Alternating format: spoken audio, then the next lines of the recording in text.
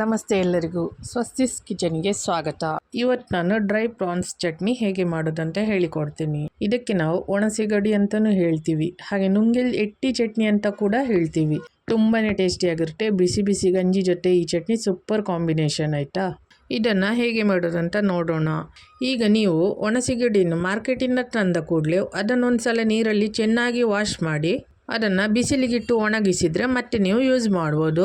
ಮೊದಲಿಗೆ ಇದನ್ನು ರೋಸ್ಟ್ ಮಾಡ್ಕೊಳ್ಳೋಣ. ನಾನಿಲ್ಲಿ 1 ಕಪ್ಪಷ್ಟು ಸಿಗಡಿನ ತಗೊಂಡಿದ್ದೀನಿ. ಒಂದು ಪ್ಯಾನಿಗೆ ಹಾಕ್ಕೊಂಡು ಇದನ್ನು ಡ್ರೈ ಆಗಿ ರೋಸ್ಟ್ ಮಾಡ್ಕೊಳ್ಳೋಣ. ಸ್ಟವನ್ನು ಸಣ್ಣ ಉರಿಯಲ್ಲಿ ಇಟ್ಕೊಂಡು ರೋಸ್ಟ್ ಮಾಡ್ಕೊಳ್ಳಿ. ಸ್ವಲ್ಪ ಚಿಕ್ಕ ಸೈಜ್ ಸಿಗಡಿ ಆದರೆ ಒಳ್ಳೆಯದಾಗುತ್ತೆ. ಇದು ಸ್ವಲ್ಪ ದೊಡ್ಡ ಸಿಗಡಿ ಆದ್ದರಿಂದ ನಾನಿದನ್ನು ಸ್ವಲ್ಪ ರೋಸ್ಟ್ ಮಾಡಿ ಇದನ್ನು ಕೈಯಲ್ಲಿ ಹುಡಿ ಮಾಡ್ಕೊತೀನಿ, ಆವಾಗ ಚೆನ್ನಾಗಾಗುತ್ತೆ. ಮತ್ತು ಇದು ಮಾಡೋದು ತುಂಬ ಈಸಿ ಕೂಡ, ಬೇಗನೆ ಆಗ್ತದೆ. ಇದು ಸಿಗಡಿಯನ್ನು ಸ್ವಲ್ಪ ಕ್ರಿಸ್ಪಿ ಆಗೋವರೆಗೆ ನೀವು ಇದನ್ನು ರೋಸ್ಟ್ ಮಾಡಿ, ಯಾಕಂದರೆ ನಾವಿದನ್ನು ಕ್ರಷ್ ಮಾಡಲಿಕ್ಕೆ ಆಗಬೇಕು, ಆ ರೀತಿ ಆಗಬೇಕಿದು. ಈ ಸಿಗಡಿ ಚಟ್ನಿಯನ್ನು ನೀವು ಒಮ್ಮೆ ಮಾಡಿ ನೋಡಿ. ಇದು ಒಬ್ಬೊಬ್ಬರು ಬೇರೆ ಬೇರೆ ರೀತಿಯಲ್ಲಿ ಮಾಡ್ತಾರೆ. ಇವತ್ತು ನಾನೊಂದು ರೀತಿಯಲ್ಲಿ ನಿಮಗೆ ಮಾಡಿ ತೋರಿಸ್ತಾ ಇದ್ದೇನೆ. ನೋಡಿ ನಿಮಗೆ ಹೇಗೆ ಆಗ್ತದೆ ಅಂತ ಟ್ರೈ ಮಾಡಿ ನೋಡಿ. ಈಗ ಇದು ಚೆನ್ನಾಗಿ ರೋಸ್ಟ್ ಆಗಿದೆ. ಇದನ್ನು ಸ್ವಲ್ಪ ತಣ್ಣಗಾಗಲು ಬಿಡಿ.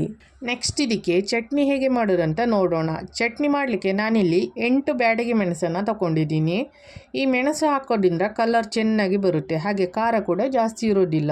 ಸ್ವಲ್ಪ ಕಡಿಮೆ ಮೆಣಸು ಹಾಕಿದರೆ ಕಲರ್ ಕೂಡ ಅಷ್ಟು ಕೆಂಪಾಗಿ ಬರೋದಿಲ್ಲ. ಹಾಗೆ 1 ಸಣ್ಣ ತುಂಡು ಹುಳಿ, ಅರ್ಧ ಟೀ ಸ್ಪೂನ್ ಅಷ್ಟು ಅರಶಿನ ಹುಡಿ, ಹಾಗೆ ಸ್ವಲ್ಪ ಉಪ್ಪು ತಗೊಂಡಿದ್ದೀನಿ. ಮತ್ತು ಬೆಳ್ಳುಳ್ಳಿ ಆಗಲಿ, ಜೀರಿಗೆ ಆಗಲಿ, ಕೊತ್ತಂಬರಿ ಆಗಲಿ ಯಾವುದು ಹಾಕೋದು ಬೇಡ. ಇದೆಲ್ಲ ಹಾಕದೆ ಒಂದು ಸಲ ಹೀಗೆ ಮಾಡಿ ನೋಡಿ, ಇದರ ಟೇಸ್ಟ್ ಹೇಗೆ ಬರುತ್ತೆ ಅಂತೇಳಿ ಹೇಳಿ. ನಾನಿಲ್ಲಿ ಅರ್ಧ ಹೋಳಷ್ಟು ತೆಂಗಿನಕಾಯಿ ತುರಿ ತೊಗೊಂಡಿದ್ದೀನಿ. ಇದು ಫ್ರೆಶ್ ತೆಂಗಿನಕಾಯಿ ತುರಿ.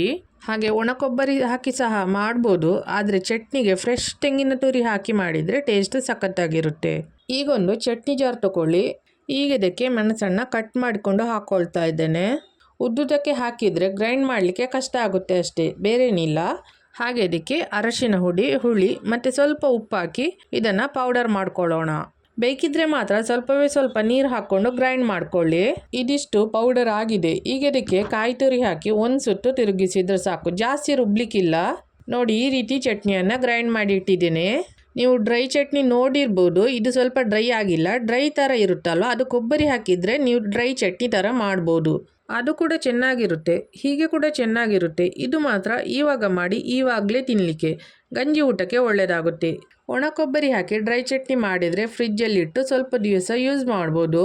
ಇದನ್ನು ಹಾಗೆ ಜಾಸ್ತಿ ದಿನ ಇಡುವಂತಿಲ್ಲ ಮಾತ್ರ. ಇವಾಗ ಒಣ ಸಿಗಡಿಯನ್ನು ಸ್ವಲ್ಪ ಕ್ರಷ್ ಮಾಡಿ ಇದಕ್ಕೆ ಹಾಕ್ಕೊಳ್ಳೋಣ. ಈ ರೀತಿ ಕೈಯಲ್ಲೇ ಈಸಿಯಾಗಿ ಕ್ರಷ್ ಮಾಡ್ಬೋದು. ನಿಮಗೆ ಕೈಯಲ್ಲಿ ಕ್ರಷ್ ಮಾಡಲಿಕ್ಕೆ ಕಷ್ಟ ಆಗೋದಿದ್ರೆ ಮಿಕ್ಸಿಯಲ್ಲಿ ಹಾಕಿ ಕೂಡ ಹುಡಿ ಮಾಡ್ಬೋದು. ಆದರೆ ಮಿಕ್ಸಿಯಲ್ಲಿ ಹುಡಿ ಮಾಡೋದಾದರೆ 1 ಸುತ್ತು ತಿರುಗಿಸಿದ್ರೆ ಸಾಕು. ಇದು ಚೆನ್ನಾಗಿ ರೋಸ್ಟ್ ಆದ್ರಿಂದ ಕೈಯಲ್ಲೇ ಚೆನ್ನಾಗಿ ಕ್ರಷ್ ಮಾಡ್ಕೊಳ್ಬೋದು. ಈ ರೀತಿ ಕ್ರಷ್ ಮಾಡಿ ಇಟ್ಟಿದ್ದೀನಿ. ಇವಾಗ ಇದನ್ನು ಚಟ್ನಿಗೆ ಮಿಕ್ಸ್ ಮಾಡ್ಕೊಳ್ಳೋಣ. ಉಪ್ಪು ಖಾರ ಸರಿಯಾಗಿ ಉಂಟ ನೋಡಿಕೊಂಡು ಇದನ್ನು ಹೀಗೆ ಸರ್ವ್ ಮಾಡ್ಬೋದು. ಈ ಚಟ್ನಿಯನ್ನು ಹೀಗೆ ಸಹ ತಿನ್ಬೋದು, ಅಥವಾ ಕೊನೆಗೊಂದು ಒಗ್ಗರಣೆ ಹಾಕಿ ಸಹ ಸರ್ವ್ ಮಾಡ್ಬೋದು. ಒಮ್ಮೆ ಈ ರೀತಿ ಸಹ ಚಟ್ನಿ ಮಾಡಿ ನೋಡಿ ಹೇಗೆ ಆಗಿದೆ ಅಂತೇಳಿ ಹೇಳಿ. ಲಾಸ್ಟಿಗೆ ಇದಕ್ಕೊಂದು ಒಗ್ಗರಣೆ ಕೊಡುವ, ಇದು ಕೂಡ ಒಳ್ಳೆಯದಾಗ್ತದೆ.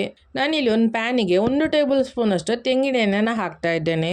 ಇದಕ್ಕೆ ಹೀಗೆ ಸಣ್ಣಗೆ ಕಟ್ ಮಾಡಿದ 1 ಈರುಳ್ಳಿಯನ್ನು ಹಾಕ್ತಾ ಇದ್ದೇನೆ. ಹಾಗೆ 1 ಕರಿಬೇವು ಸೊಪ್ಪನ್ನು ಕೂಡ ಹಾಕ್ತಾ ಇದ್ದೇನೆ. ಇದನ್ನು ಹಾಕೋದ್ರಿಂದ ಒಳ್ಳೆ ಪರಿಮಳ ಬರುತ್ತೆ. ಇದನ್ನು ಒಂದು ಸ್ವಲ್ಪ ಫ್ರೈ ಮಾಡ್ಕೊಳ್ಳೋಣ. ಈ ನೀರುಳ್ಳಿ ಅರ್ಧದಷ್ಟು ಫ್ರೈ ಆದರೆ ಸಾಕು. ಈಗ ಇದು ಫ್ರೈ ಆಗಿದೆ. ಈಗ ಫ್ಲೇಮನ್ನು ಆಫ್ ಮಾಡ್ಕೊಳ್ಳೋಣ. ಈಗ ಇದಕ್ಕೆ ಮಿಕ್ಸ್ ಮಾಡಿಟ್ಟ ಚಟ್ನಿಯನ್ನು ಹಾಕ್ತಾ ಇದ್ದೇನೆ. ಈಗ ಇದನ್ನು ಒಂದು ಸಲ ಚೆನ್ನಾಗಿ ಎಲ್ಲ ಮಿಕ್ಸ್ ಮಾಡ್ಕೊಳ್ಳೋಣ. ಹೀಗೆ ಚೆನ್ನಾಗಿ ಒಮ್ಮೆ ಮಿಕ್ಸ್ ಮಾಡಿಕೊಂಡ್ರೆ ಆಯಿತು. ಇವಾಗ ನೋಡಿ ಟೇಸ್ಟಿಯಾದ ರುಚಿಕರವಾದ ಒಣ ಸಿಗಡಿ ಚಟ್ನಿ ಇಲ್ಲ ನುಂಗೆಲೆಟ್ಟಿ ಚಟ್ನಿ ರೆಡಿಯಾಗಿದೆ. ಇದನ್ನು ಬಾಯ್ಲ್ಡ್ ರೈಸ್ ಜೊತೆ ಇಲ್ಲ ಬಿಸಿ ಬಿಸಿ ಗಂಜಿ ಜೊತೆ ಸರ್ವ್ ಮಾಡಿದರೆ ಒಳ್ಳೆಯ ಕಾಂಬಿನೇಷನ್.